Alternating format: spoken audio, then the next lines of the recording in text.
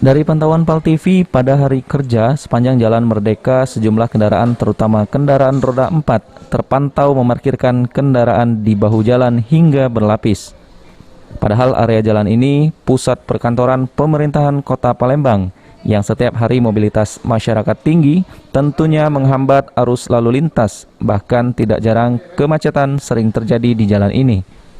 Menurut Kepala Dinas Perhubungan Kota Palembang, Agus Rizal, pemerintah sedang melakukan koordinasi dengan pihak Kodam terkait lahan parkir yang akan digunakan untuk pegawai pemerintah Kota Palembang dan berharap permasalahan lahan parkir ini cepat selesai.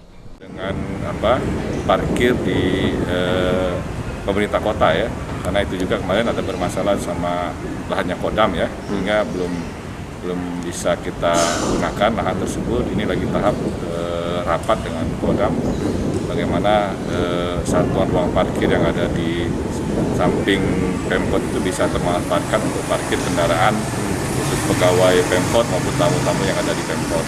Harapan kita seperti itu ya. Kalau sudah ada space parkirnya, mudah-mudahan kita bisa atur masuk ke dalam kawasan perkantoran di samping kantor wali kota itu, seperti itu ya. Selain itu, Dinas Perhubungan Kota Palembang akan rutin menertibkan parkir liar di Kota Palembang dan masyarakat diminta untuk memarkirkan kendaraan di tempat parkir yang telah disediakan.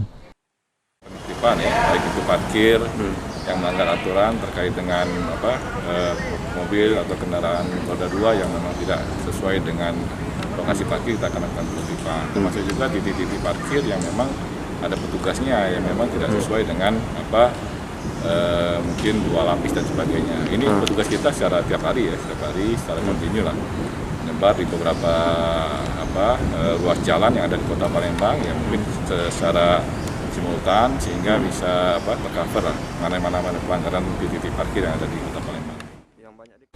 Abidin Riwanto, PAL TV.